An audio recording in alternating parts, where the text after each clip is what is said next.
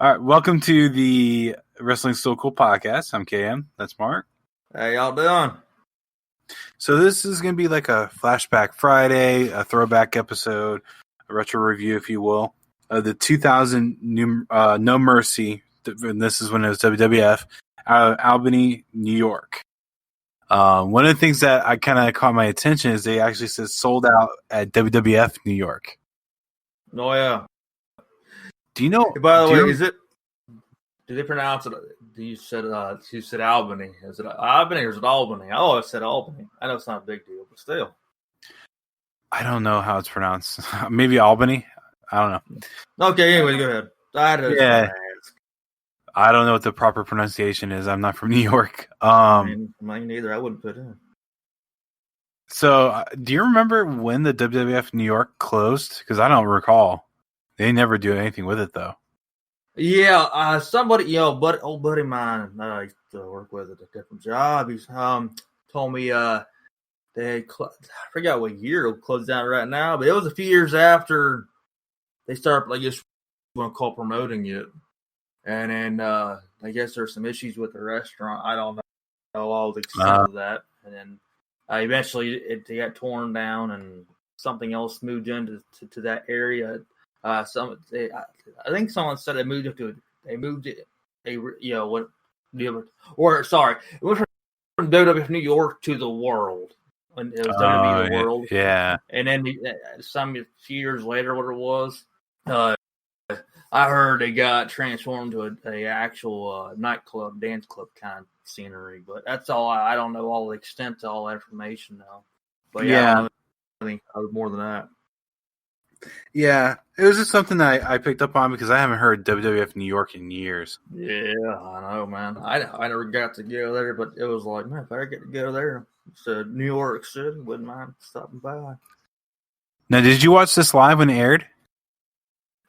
You know what? I bet you I did, but it's just been, I can't give you the right answer. I'm pretty sure I did. Because you might have saw it when it was live. Did you remember some of the stuff while watching it? Like, hey, I've seen this before. A thing or two. It honestly, that year kind of ran all together almost as far as, because that was there's just things that happened that year that were so important to storylines and right evolving of different wrestlers and the return of wrestlers such as The Undertaker as well. As far as watching a lot, as far as remembering handoff everything, I can't say that necessarily. I do remember Billy Gunn and China kind of like hanging out or being kind of a friendly team, right. Being closer friends. There's the storyline with Eddie and China, but yeah, there's a thing or two that I kind of remember a little bit, but a lot of things I really kind of forgot. So I didn't remember seeing this live at all. I just didn't. And while watching it, I'm like, I remember this. And I'm like, why do I remember this? So I looked at the timeline. This would have been right after my mom and stepdad got together. So I would have been seeing some more WWF. And I double-checked this. The very next pay-per-view, I was in attendance to. Really? I went to that Survivor Series out of Tampa. Yeah, you know what? You told me that, way back then.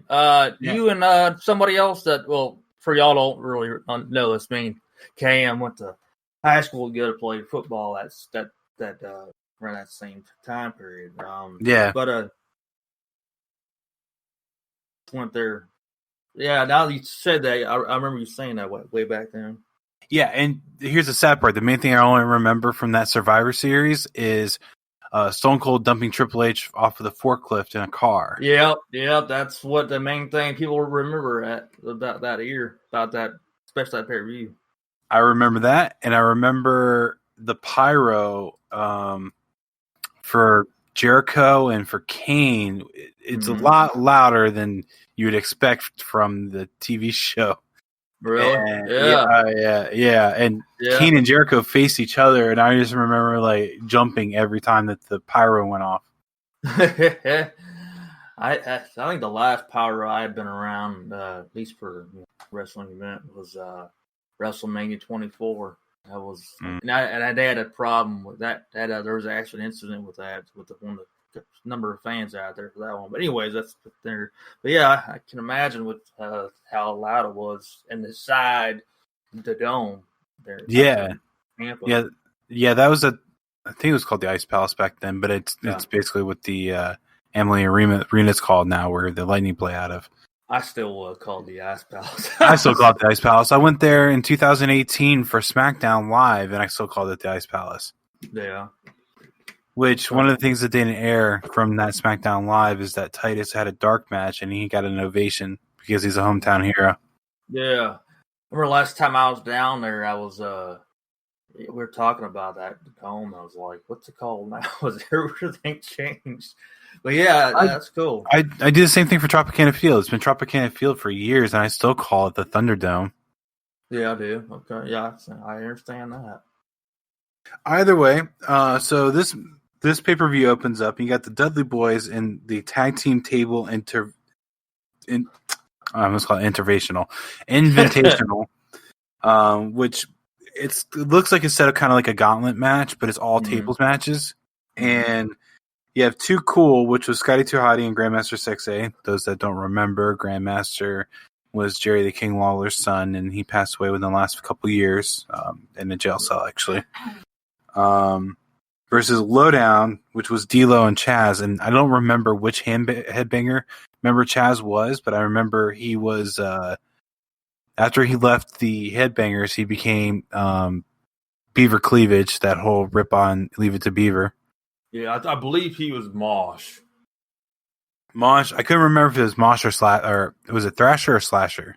It's Thrasher and Mosh, Thrasher. And I believe he's Mosh. I'm almost positive, but anyways, yeah.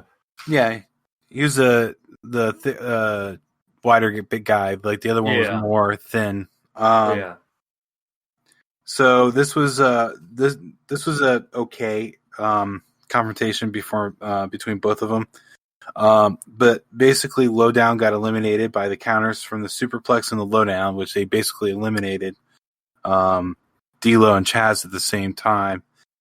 Then you had Too Cool versus Taz and Raven. I don't remember Taz and Raven tag teaming. I think that it was like one of those non-often occurrence. I can barely just recall it, honestly, at this moment. Even when I watched him, like, huh. I mean, I could definitely see it, but yeah. Well, the only reason they put them together is they're like, oh, you guys are two guys from ECW. Yeah, they're you guys together. Yeah. I thought it was great. Oh, sorry. I was gonna say it's like putting Raven and Tommy Dreamer together. Yeah, absolutely. Well, you have chemistry there in the history of, absolutely. Yeah. And at first, JR on commentary was calling Scotty 2 Hotty Scotty. When he first did that, I was thinking that he was going to call Raven Scotty Polo, or Scotty Flamingo, or something like that. Yeah, Scotty Flamingo. Yeah. Since Raven's real name is Scott Levy, so I thought that was going to be an error on JR's part, but he was actually referring to Scott Taylor. Yeah. There's a part. I guess you might want to call it a spot where Scotty 2 Hotty does the worm, and he kind of does a quick worm underneath the table.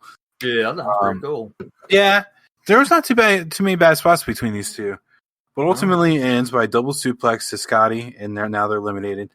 One of the things I picked up on is the crowd noise was very minimal during this match. Like, it didn't seem like they cared too much between Too Cool and Taz and Raven. I'm guessing there was probably no build, and they're just like, okay. Then there was the Dudleys versus Taz and Raven, a.k.a. ECW. Yeah. This was a pretty good back and forth. You could tell they worked with each other a lot. Like I said before, I listened to the Raven Effect podcast. Raven gave the idea for the Dudley Boys. That was his idea. To have a bunch of guys that, that's why there was like 8 of them. He thought it'd be funny that you have this little redneck group of people and they're all half brothers. That was Raven's idea, actually. I didn't realize that. Yeah, it was Raven's idea. He pitched it to Paulie when he met Big Dick Dudley, that he should have a bunch of kids and they all be half brothers. And then the brother Runt was his idea too, because he's like, well, we should have a guy that's much smaller than them because all these guys are really big and Dick Dudley's huge, but he has this little 5'8" kid. So Raven, he's an oddball, especially if you listen to his podcast. He's extremely odd, but the dude knows wrestling. He knows how to make things interesting. And he's not too judgmental about stuff going on out there. He actually makes fun of people that will call like the what's it called, the theatric matches. He's not wrestling. He goes, everything is wrestling. And he goes, he was talking about how much he hated it when people would say that when he did extreme wrestling, like weapons matches. He goes, it's wrestling if there's a story you tell in the middle of a match. So yeah. Either way, they get eliminated by Devon doing a leg drop. So now Taz and Raven's out. Right to censor the Goodfather and B2 Bull Buchanan versus the Dudleys. Here's a quick question. Sorry to interrupt you. Sure. What did you actually think of when they transformed the Godfather and the Goodfather and Val Venus into, well, not the porn star anymore? What did you actually think about that? I never did. We never touched base about that before. So I have mixed feelings because I like the Godfather gimmick, and I could tell based on other stuff I've seen from Sean Morley that who he was in Right to Censor is actually closer to who he is as a person. I think he might have got tired of playing the character, and that's why he picked it. And plus, I mean, the WWF basically took their two more controversial characters based on what is a part of it. You know, you got this pimp and you have this porn actor. Let's put him in this group that's supposed to take all that away. So, of the two of those, the one I think I did best at it was actually the Godfather. I think the Godfather made his character more interesting, even though he still called it the Ho Train for a couple years, or for at least a year, that when he was in Right to Censor and before it became the No Train. But it's I have mixed feelings about it. Right to Censor as a group I liked. I thought Steven Richards, Big Stevie, cool. Steven Richards being the main guy was pretty good. I thought Ivory was a decent fit for it because she actually looked like she might portray that type of character. But when it came to those other three, I just feel like they should have chose a couple different people. Like I wouldn't even mind if they got Billy Gunn to join and Billy Gunn be part of the group since he was Mr. Assman. But what did you think of it?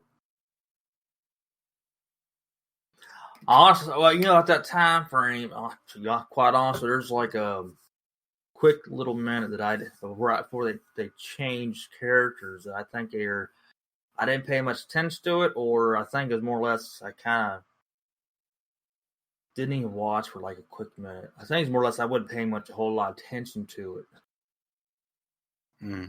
So you don't have an opinion either way? Yeah, I just thought it was odd, but at the same time, it's like you have two very controversial characters as far as for that time frame and what their characters evolved around.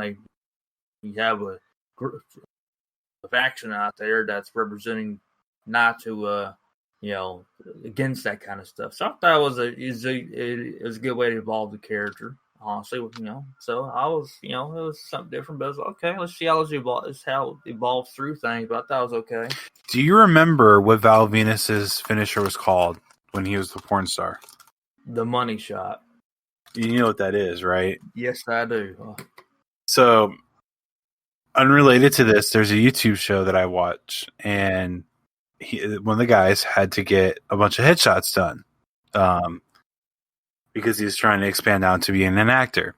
Well, his dad, who doesn't know English very well because his dad was born in Israel and he traveled over when he was like 20, there's some words he messes up, and he doesn't speak it very well.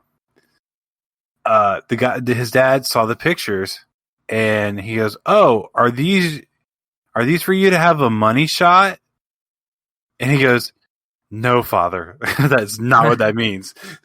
and the other guy starts laughing. He goes, "What did he think it was?" And he's like, "Well, he thought because they're good pictures, I get money